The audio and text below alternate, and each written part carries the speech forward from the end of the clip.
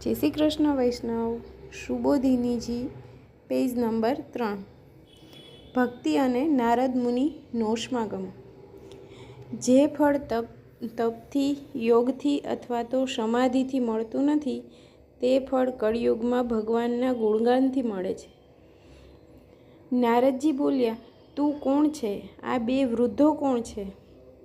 कमळनयननी आ स्त्रीओ कोण छे?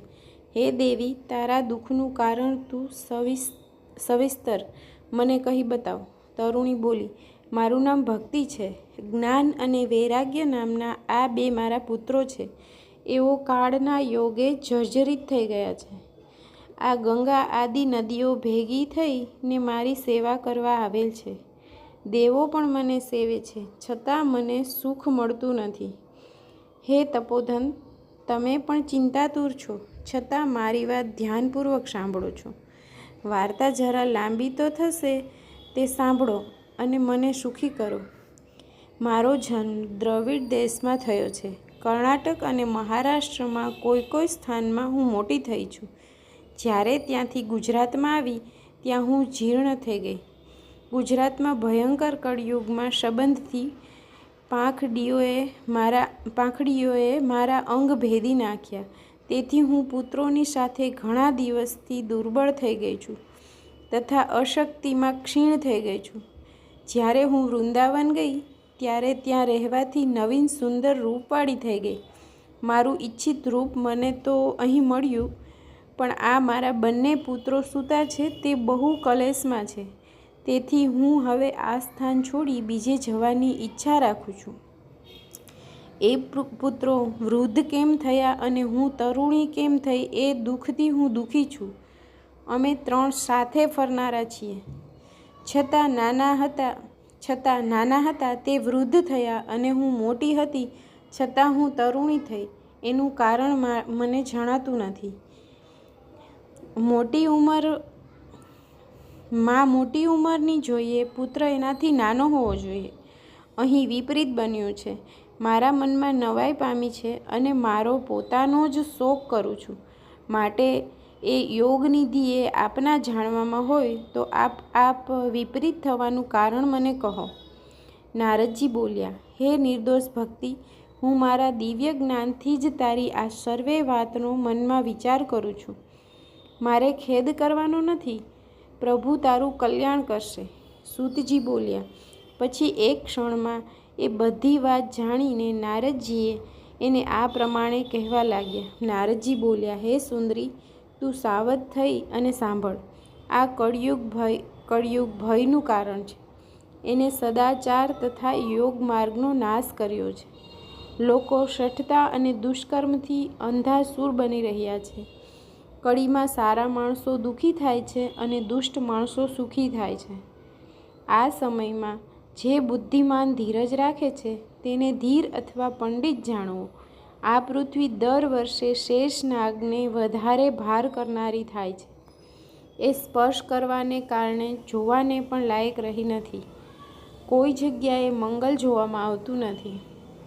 હમણાં તારી સામે અને તારા પુત્રોની સામે કોઈ જોતું નથી। વિષયાંત પુરુષોએ બેદરકારી બતાવ્યાથી તમારી આ દશા થઈ છે।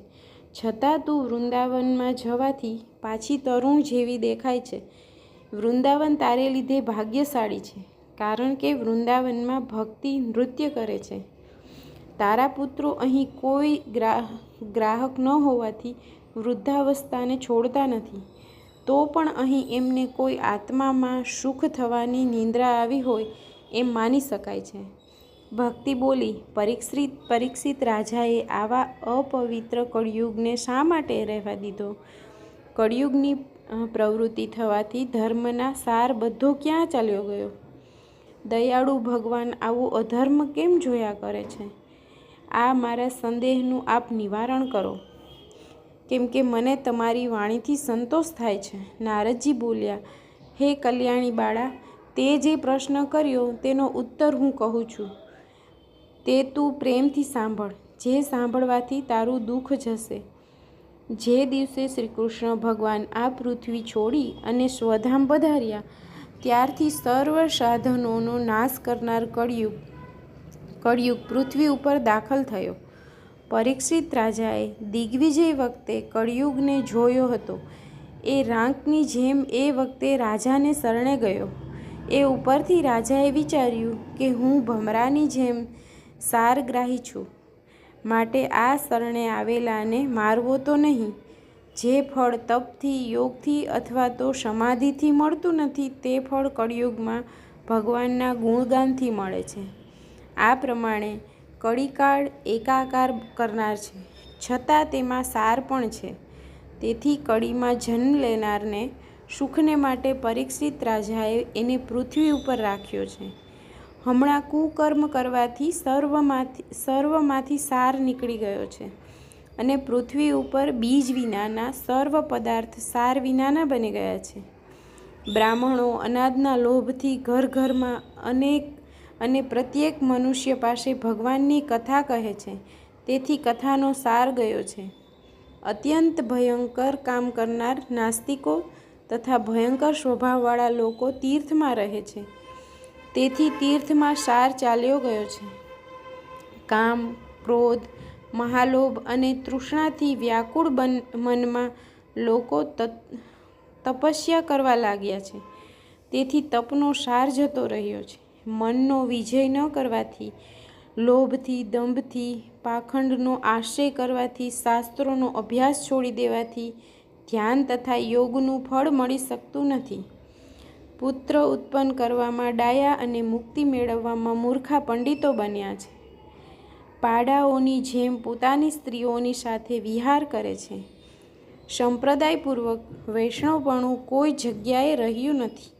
આ રીતે વિલાપ કરતા પુરુષની દ્રષ્ટિ આગળ સ્થળે સ્થળે વસ્તુઓમાંથી સાર જતો રહ્યો છે. આ તો કળિયુગનો ધર્મ પ્રવર્તે છે, એમાં કોને દૂષણ આપીએ? એટલા માટે જ કમળનયન ભગવાન પાસે રહી કળિયુગના ધર્મ સહન કરે છે. સૂતજી બોલ્યા, હે શૌનક, આ રીતે નારદજીનું કહેવું સાંભળી પરમ આશ્ચર્ય પામેલી વ્યક્તિએ ફરી એને કહ્યું કે તેમણે સાંભળો.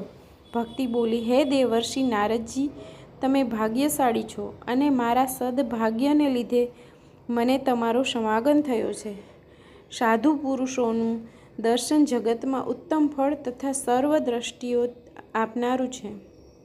તમારું કેવળ એક જ વચન સાંભળી પ્રહલાદે માયાનો વિજય કર્યો. વળી ધ્રુવ પણ જેમની કૃપા વડે ધ્રુવપદને પામ્યા. આવા સર્વ કલ્યાણના પાત્ર બ્રહ્માજીના પુત્ર, આપને હું પ્રણામ કરું છું. શ્રી વલ્લભાધીશ કી છે.